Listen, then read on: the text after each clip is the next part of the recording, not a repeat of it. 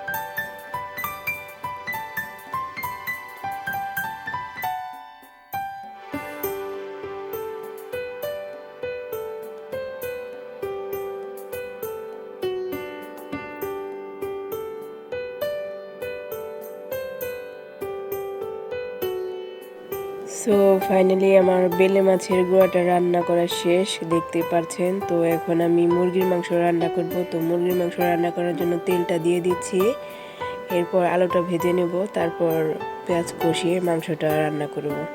তো রান্নাটা দেখার জন্য সঙ্গে থাকুন।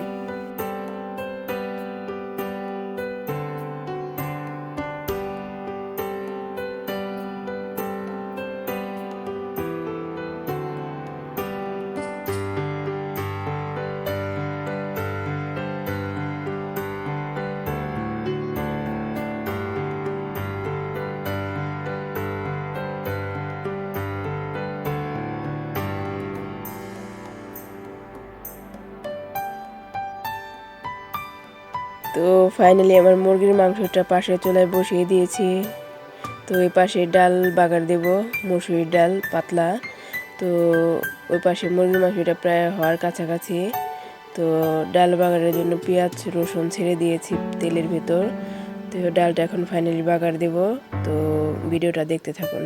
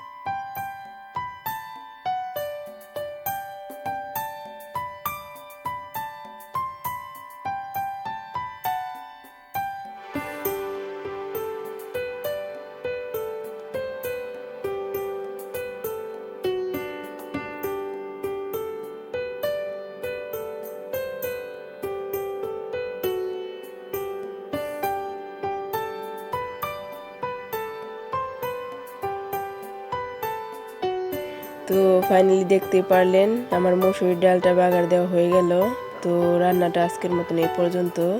তো আগামীকাল নতুন কোনো ভিডিও নিয়ে আপনাদের সামনে হাজির হব। ততক্ষণ সবাই সুস্থ থাকবেন, ভালো থাকবেন। আল্লাহ হাফেজ।